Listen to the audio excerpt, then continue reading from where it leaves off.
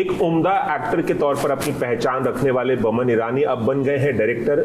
उनकी जो फिल्म है द मेहता बॉयज जल्द आने वाली है अमेजॉन प्राइम पर, और इस वक्त मेरे साथ बातचीत करने के लिए खुद मौजूद हैं एक्टर डायरेक्टर बमन ईरानी, श्रेया चौधरी, अविनाश तिवारी और पूजा स्वरूप। आप सभी का बहुत बहुत स्वागत है। थैंक यू रवि साहब। सर आपसे ही शुरू करते हैं। काफी इंस्पायरिंग है, काफी मोटिवेशनल है, मैं ये कहना चाह रहा था। इतनी देर क्यों कर दी डायरेक्टर बनने में?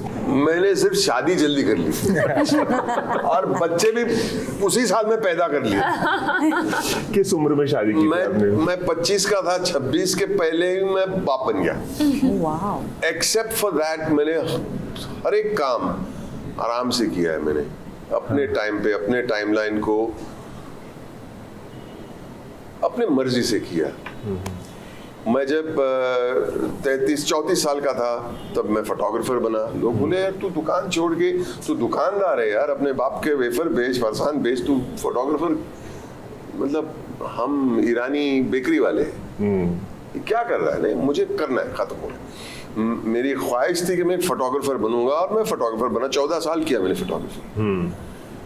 फिर उसके दौरान मुझे मौका मिला थिएटर में स्टेज पे जाने का। शामक मुझे लेके गया, मैं जाके मैंने एक्टिंग कर ली। और फिर 41-42 की उम्र में I did an experimental film let's talk with Ram. और फिर 44 की उम्र में I join the Hindi film industry in main stream cinema, Munna भाई। और फिर मुन्ना भाई MBBS के बाद एक्चुअली बचपन से मेरी ख्वाहिश थी कि मैं डायरेक्टर भी बनूंगा और राइटर भी बनूंगा। ये सब ख्वाहिश मैं पूरी कर रहा हूँ। और I don't care how long. इसलिए मैं कह रहा हूँ कि आपने बचपन में सपना देखा था, लेकिन बहुत देर से वो सपने पूरे हो रहे हैं। देर से नहीं, अपने देर आए दुरुस्त आए, लेकिन I will do it at my time. It's not there as far as I am concerned. मुझे नहीं लगता कि मैं देर से आया, मुझे लगता मैं सही वक्त पे आया हूँ। ये फिल्म मुझे इस उम्र में ऐसा डायरेक्टर चाहिए था, शायद दूसरा कोई कर सकता है, मैं नहीं कह रहा हूँ, जो नौजवान डायरेक्टर भी कर सकता था ये फिल्म, लेकिन I needed that maturity to tell the story. So it's. Shreya, Avinash, पूजा, आप लोगों ने बमन ईरानी की कई फिल्में देखी होंगी। एक से बढ़िया एक किरदार किए, इंडस्ट्री के एक बेहतरीन कलाकार माने जाते हैं। उनके साथ काम करना, उनके डायरेक्शन में काम करना, एक्टिंग भी की है आप लोगों ने साथ में, और उनके डायरेक्शन में काम करना कितना अमेजिंग था इनके साथ। मुझे बमन सर के साथ हमेशा काम करना था, और उनके जो क्लासेस हैं स्पाइरल बाउंड के, जो स्क्रीन राइटिंग के क्लासेस हैं, मुझे वो ज्वाइन करना था। अच्छा। और उस वक्त मैं कर नहीं पाई, तो मैंने बोला अच्छा आगे जाके मैं अगले महीने कर दूँगी। और मुझे आई थिंक 1-2 हफ्तों में एक कॉल आया कास्टिंग बेस से कि एक फिल्म है जो बमन सर जिसमें एक्ट कर रहे हैं, उन्होंने लिखा भी है और डायरेक्ट भी कर रहे हैं। और जब भी मैंने ये सुना तो मैंने खुद को बोला कि बाय हुक और बाय क्रुक मुझे इस फिल्म का हिस्सा बनना है। तो सर हाल ही में जब हमें ट्रेलर दिखाया गया था, मैं भी वहाँ मौजूद था, और मैंने आपसे सवाल पूछा था कि ये फिल्म डैडी इश्यूज पर बेस्ड है और आपका रिलेशन पापा के साथ कैसा था। तो आपने मुझे बताया कि पापा का साथ अभी आपको कभी नहीं मिला।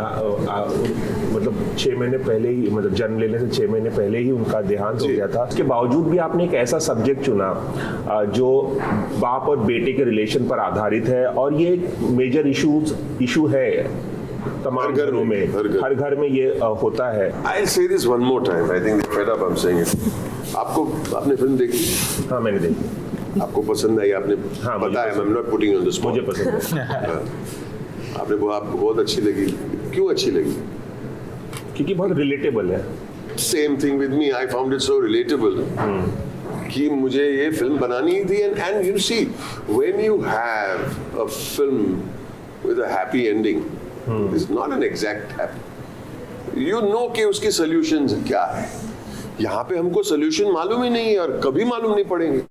We will never learn the solution. What happens between, you might have your ego, you might have your masculinity, you might have your stupidity, you might have your arrogance, जो भी है, लेकिन कोई फॉर्मूला है क्या बाप बेटे के बीच में? नहीं ना, पीढ़ियों से हो रहा है ना, कुछ समझ में नहीं आ रहा।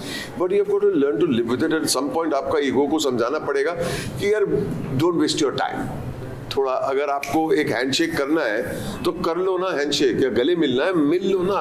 What are you waiting for? You are waiting for कि निकल जाए फिर हम लोग रोएंगे उसके बारे में. बट मुझे ये लगता है कि ये फिल्म सिर्फ बाप बेटी की नहीं है, जो मैं बार बार एम्फोसाइज करना चाहता हूँ, क्योंकि ये सिर्फ आपको ये चीज़ हर रिश्ते में देखने मिलेगी, जहाँ पर एक कम्युनिकेशन प्रॉब्लम हो जाए, जहाँ एक ईगो आ जाए, जो कि हर रिश्ते में आता है. चलिए एबीपी न्यूज़ से खास बातचीत करने के लिए बहुत बहुत शुक्रिया. Thank So you kind so of you. much. Thank you. Thank you. Ravi Jain, ABP news, Mumbai.